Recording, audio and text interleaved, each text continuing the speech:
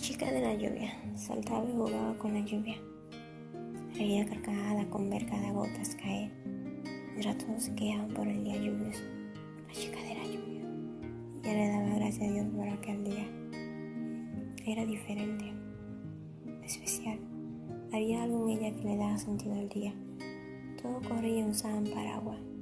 Ella reía con las gotas y bailaba en la lluvia.